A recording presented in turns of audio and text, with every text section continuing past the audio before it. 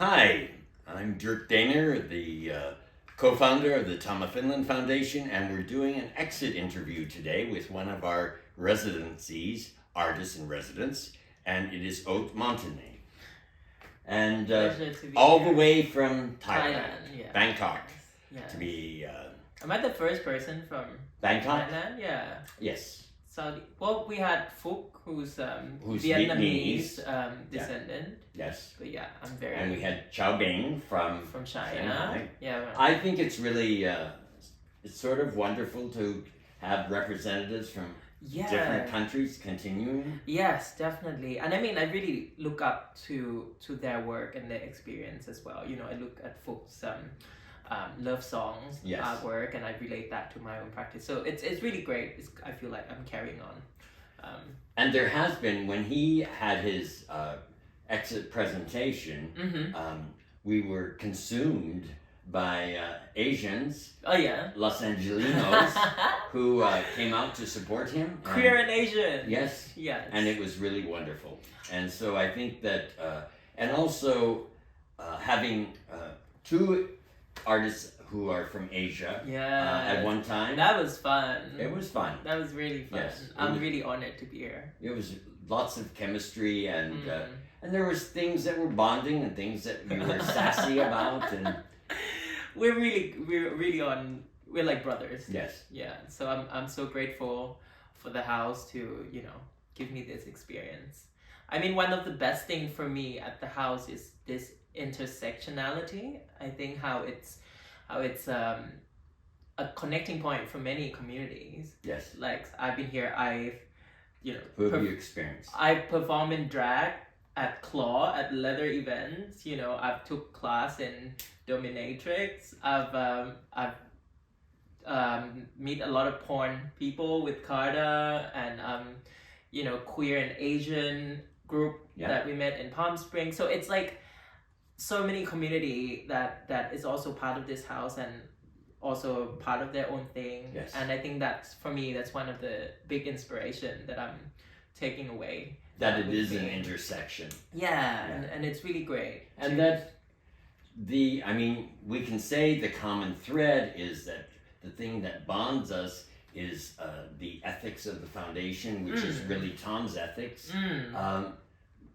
And I think that he would be really pleased to see the diversity and the different communities that have come together. Yeah, literally. Yeah. Yes. I mean, I hope so. I hope I could, I'm really honored to be part of this legacy and to carry it on forward. I feel like also, I'm part of this and I'm also part of my own culture. Yes. I'm part of like a bigger queer gay artist. So going out of this, I feel much more confident and excited. Yeah, let's talk a little bit about that. Mm-hmm. So, when you came, Yeah. you immediately got busy, and you were sketching drawings that were going back to Thailand. Yes, so within my first month, I had a show in Thailand, which was just perfect timing because Leisure Project, which was my friend's brand in Thailand, was doing a collaboration with Tom's work.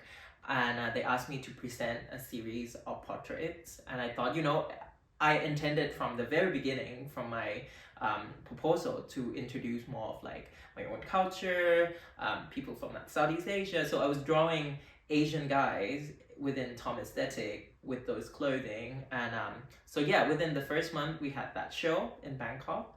And I flew back and forth.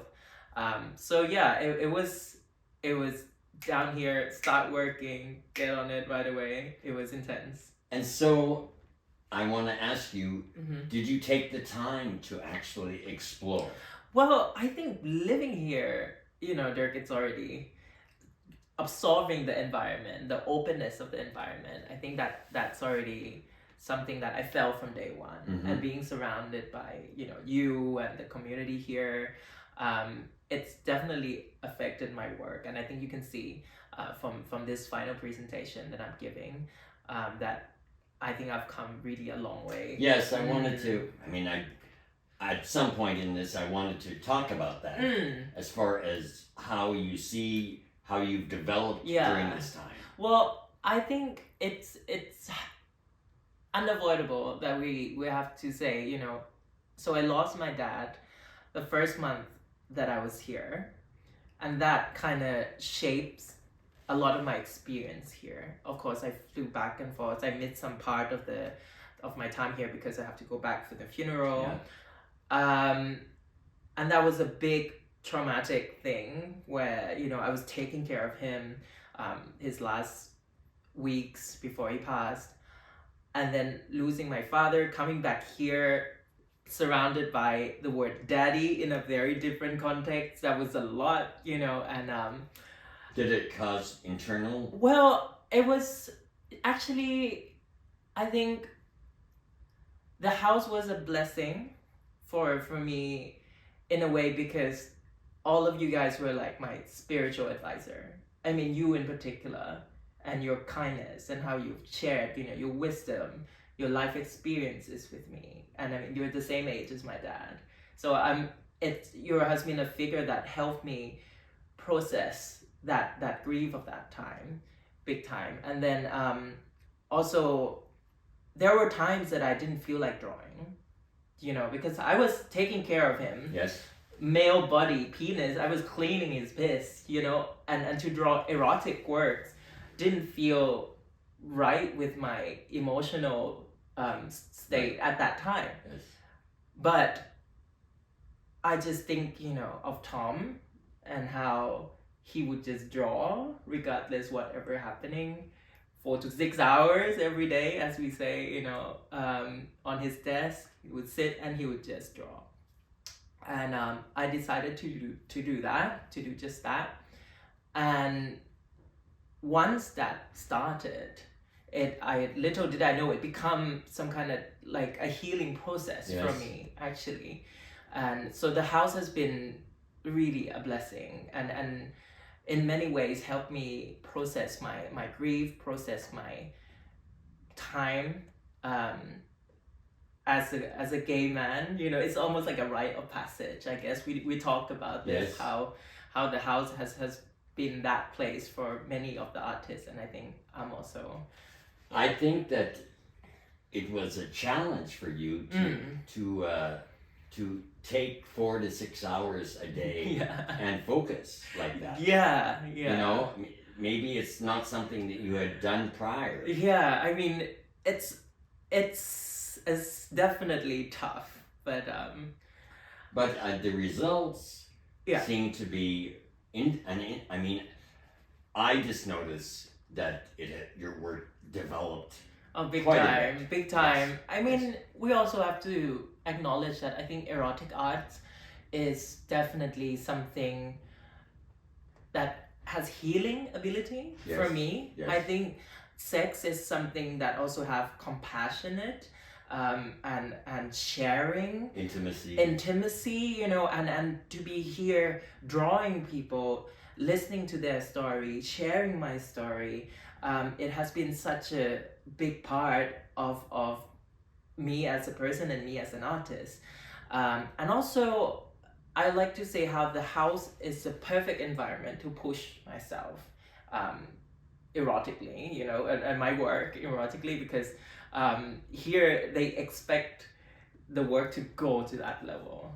You know? It's like at home, like, how do I engage them sexually is different. Here, they're like expecting, when am I gonna finger them while I draw them? You know, so it's like the work really gets Now, are you talking about the models? Yes. I really, you know, really connect with them, and they very open because of this space. I think when they walked in, they felt it, and me being the artist in residence is like a red carpet treatment in LA. You know, everyone wanted to work with me. Yes. From many communities. Yeah, just when I say Tom of Finland. So just the legacy itself has really helped me develop my art, give me this opportunity, and of course the commitment of just sitting there and do it. Yes. And just, you know, giving it my all, which I'm really happy that I've done that. Yeah. And you were out in the world here in order to, I mean, I don't know how you found your models. Yeah, so all over the place. Actually, it's really interesting, like this guy at the back, They are a collective called Q&A, Queer and Asian, which were DJing. It's like a group of queer Asian artists were DJing at our event in Palm Springs, where I was doing a live drawing class, you know, so I met them and we get on so well, and I asked them to model for me. Some people I met in the club, some I reached out through social media, you know. So yeah, I've been so lucky to be able to connect with these people and share their story, and I'm very passionate about this story, and you know, like that's investigating. Yes, and talking about this experience. That's why I named this my final presentation Yellow Fever, which it kind of come from the realization that as a gay person here in LA, race is a big thing. I think it's. Do you experience it? Yes, 100%, and you know, and it's regardless whether you fresh off the boat or you're born here with Asian descendant. I think when you go into the gay world, sexuality, you kind of have to put yourself in a box or present yourself through that box or being perceived through a type of box. What kind of box? Well, I think there's so many stereotypes, you know, throughout history that Asian bodies are fetishized, objectified, like our culture as well. So things like, okay, you must be a bottom. If you're an Asian, you must have a small dick, or like, you know, you're cute for an Asian guy. I don't usually do Asian guy. It's not a racist thing. It's a preference. You know, all that. I've experienced it. And I felt this inspiration to tell the stories. Not only mine, but my community of people that I've met here. And that's why I decided to do this series of work for my final show, which I asked my model to talk about their kinks, their, you know, what kind of things they're into, which part of their body that they find sexy, and present that through my work instead of, you know, it through our own gaze. It's not through the gaze of a white guy, or how we've been fetishized, objectified. We're like, you know, like this guy, he loves his armpit, so I represent that. Some guy loves ass play, so I do that. So it's been really a great journey, and so sexuality, kinks has been a great gateway for these conversations. And have you been able to like words of wisdom for other Asians as far as oh my god. As far as how to own their ethnicity and also see it as a power circle? Well, you know, I think we all, not first and foremost, you bring your own chair to the table. Yes. You know, if you don't feel that there's a chair for you and you want to belong, you bring it to the table. Right. Like I brought my chair here. Yes. You know, I bring my chair, my hot pot, my karaoke machine. I brought my own culture. You have so much to give. I think we do have a lot to give. I mean, you bring up something in that I have written a piece that will be published at some point, and it talks about someone who I met who was Asian in London, and he was so frustrated because he was finding that the white guys were not attracted to him, and he felt it was unfair. And I said, I don't know if unfair is the right word, because it's difficult to actually make sexuality something that is evenly distributed. Oh yeah, of course. But I said what is important is that you pay attention to your own sense of who you are. Definitely. And if you project that with confidence, like you're saying, I think 100%. then in fact you become attractive. Yeah, isn't that funny? And I think also bear in mind this word, I think very important, intersectionality, that you yourself are not one thing. Yes. You're not just an Asian, you're not just an American, Right. you're not just, you know. You're queer. You're queer. And the thing is that is a number one thing for me, in that queerness is about our culture, and that we have our own culture that is international, that crosses ethnicities, and it's a common bond. We do belong. You know, there's of course there are many social events or things that make you feel like disassociating or don't feel that you belong or feel belittled or feel unfair, but actually, there's also another world out there. Look for your tribe. Yes. And like in my case, I was talking to you like when I go back to Bangkok, I Yeah. don't even know what to do because Right. I've been exposed to such a very special community here, and I think it's very different to my crew back home. And you said, like yourself, you created Yes. this environment. And that you'll have your you're- teas. Your salons. Yes. Yeah. Exactly. I'm super excited to do that, build my own community. Yes. Build my own people. Just have to have faith of whatever you feel like, whatever your energy is, there will be someone to match that. So just really believe Yes. in that and pursue that authentically. And for me, I think that's what I've learned. Instead of complaining or like, oh, the world is not fair, or they don't, have seats for it. We look for our own table. I make an exhibition about Yes. queer artwork. I didn't see the painting that looks like me in this house. I make it myself, and I put it in here. It looks great in the house, by the way. So that's kind of my approach to it, and I'm so grateful to be able to do that and be part of this legacy at the same time. So yeah.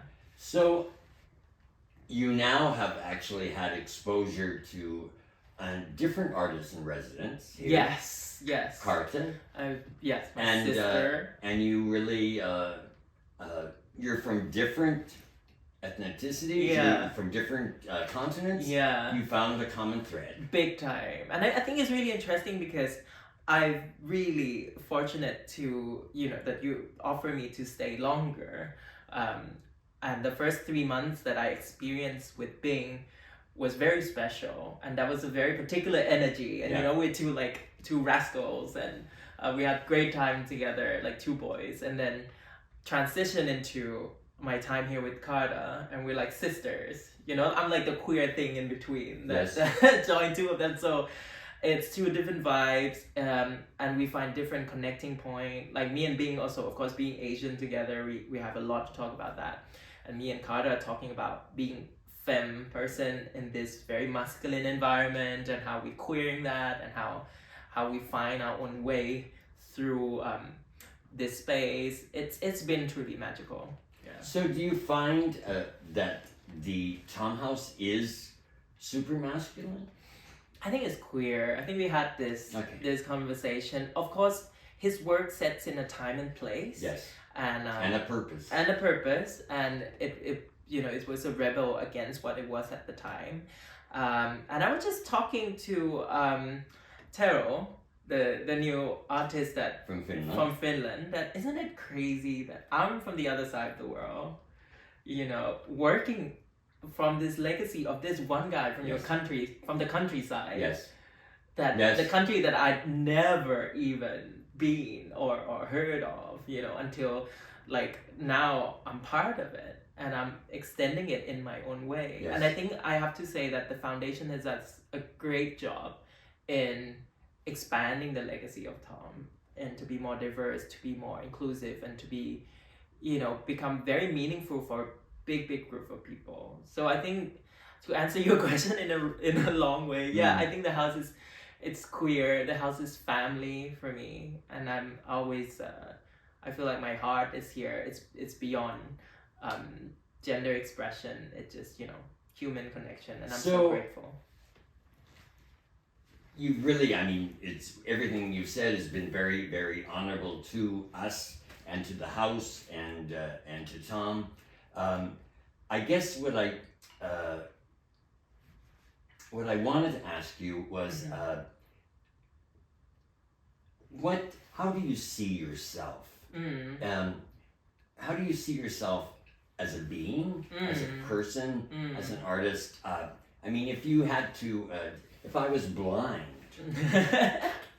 and sometimes I am, yes. How would you actually contextualize oh my God. what you are? Wow, I'm a Tom's man.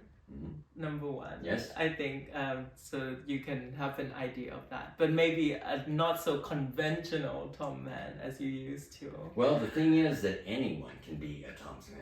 Yeah, in contrast to popular beliefs that, you know, Yes. I mean, you have done a great job of that. I think expanding and being inclusive. I think me as an artist from now on, I'll be very much more, you know, I'm very proud of being queer and having this legacy. Also, I think make me feel even more proud to, you know, continue to speak about freedom, continue to speak about our legacy, our culture, Yes. things that people try to silence us, you know, and I take so much from this house to my own culture, to my own people back in Bangkok. And yeah, I think continuing to push my work in erotic way and see how far I can go. I think that you're already at a place where you will be in some form a mentor.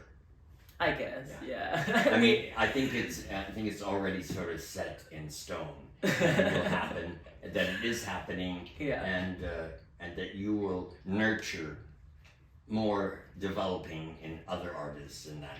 And I think it will happen in some form, and I'm just predicting, but in some form of gatherings like salons. Yeah, we got this on camera, guys. Yes. I hope so. I think the sense of community here really inspires me, and I hope, you know, with Tea with Rick and Yes. like the art and culture fair, and I never feel so amazing and belonged and liberated through my art and my community. So, in regards to your work, Mm-hmm. let's talk about the medium. Yes. So it is pastel, Yes, it's pastel, and very vibrant. I have pushed that because of the sunset here. And also part of the name Yellow Fever was inspired by the solarium that I stay, you Yes. know, and the color of the sun that comes through that room. It's crazy. Like the golden hour has been crazy. I only draw around that time. And that really inspires me. The color of the sunset, the magenta, all the really bright colors of the sky kind of seep into the series of work, which, yeah, it's something new for me. I'm super excited to show them. Many artists, photographers, and that also comment about the sunset. Yeah. That is, it's different here than other places. And the plants as well, Uh-huh. because you know, like oleanders or bougainvillea or this cacti, it's something I'm familiar with back home. So I think that's one of the reasons I got here, and I never felt homesick because I was surrounded by all this bird of paradise and all this citrus tree, which for me it's very much tropical. So these are very much inspiring, their colors, and make me look at them in a new way, and that kind of come through in the color palette of this. Yeah. If you were going to advise Oh my god. other artists, You keep asking me for advice. yes, why not? About how to take care of themselves. Oh god. Yes. I think you should give advice on that. You've been caring for me for the past 6 months. Well, I wouldn't have been here without you. So I don't know how you do it.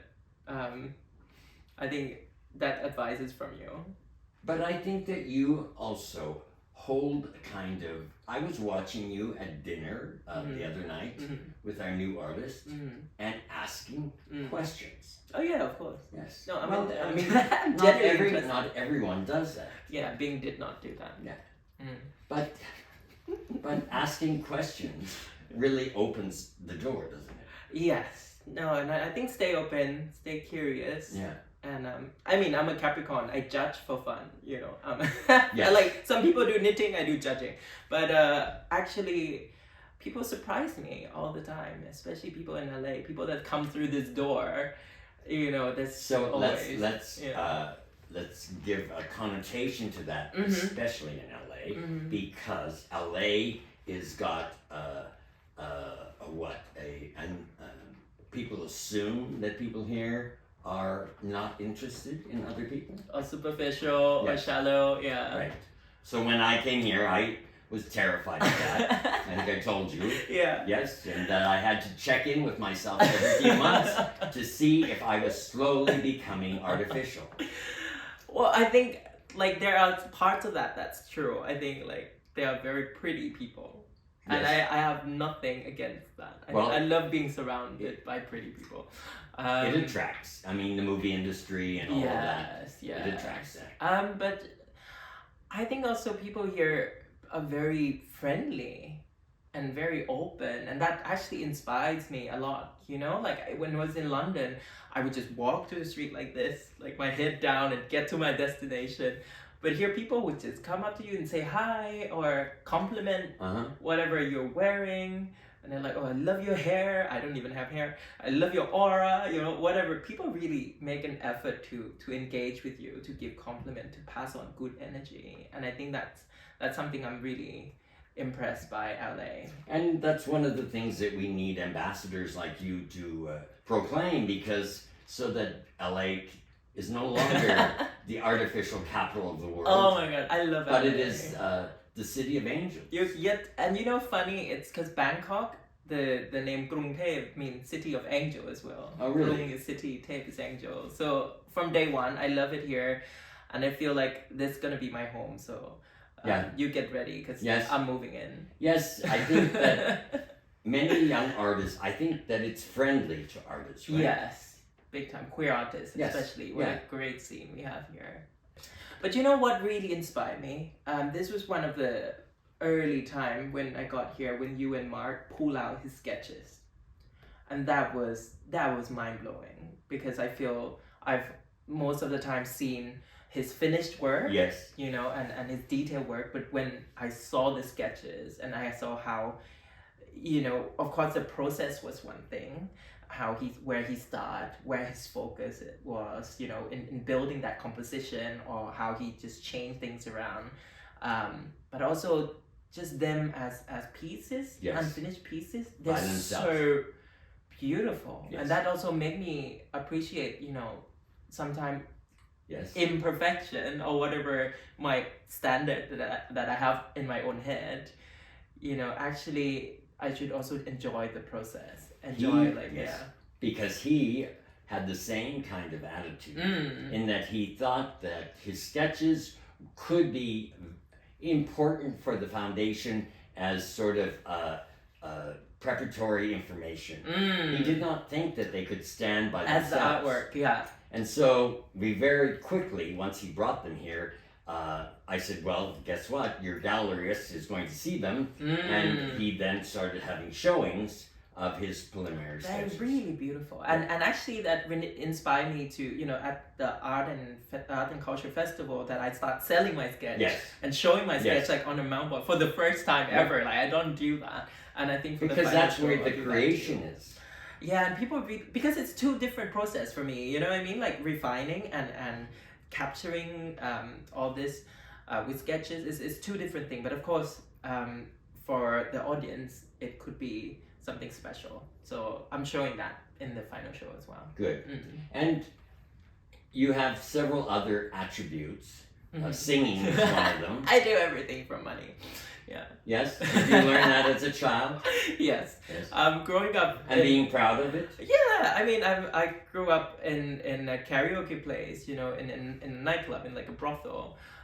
So nightlife, performance, sexual energy, it's always kind of been around me, and I feel comfortable with that. So being here, I felt that part was really celebrated as well, you know, and in the culture, in the community that we have, I get to perform in this house, which is iconic.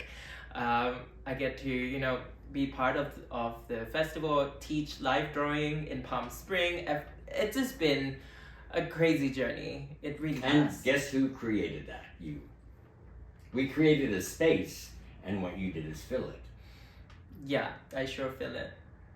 I fill it to the brim, that's for sure. So, so as far as looking forward, you're going back to Bangkok. Yeah. And from that point, everything is open. Yeah, I guess. I mean, we'll see. I hope so. Yeah. I mean, I'm very excited very optimistic. But you know, as I said, I feel like I moved in here, so I will You be did. back. You did. Yeah, I will be back. Yeah. Well, it is always here. It is a place that you now own, right? You've Yeah. taken a sense of ownership over it. So you need to care for it and to promote it and to return to it and leave things here that belong, that are your essence, so that in fact part of the Tom house and property is an expression of you. It's my honor. Thank you. Anything else you'd like to say to them? Well, I'd like to say to you, I mean, it's such an honor to be with you at this time. And I said it many times in front of the camera already. I would not been able to finish my residency without you and Right. without your giving generously, you know, for me as an artist, as a person, allowing me to be in this space of your love, you know, that you put together in so much care, although I am a very messy person, and allowing me to, you know, although we didn't even know each other, I'm like from another across the pond, flying here, living in your house, in your space that you build with so much love, and letting me be here and be part of it and continue, you know, even after you're gone. Yes. And me, I'm sure with any other artists, we're gonna carry it on forward. So, and what I for need. that, I'm so grateful. And I'm grateful because if that doesn't happen, I feel like it's just a sad story. You know. Yeah, I remember a lot of your jokes. I wrote it down, so Okay. I'll tell that on the dining table Okay. with the guests in the future. All right. So thank you, Durk. All right.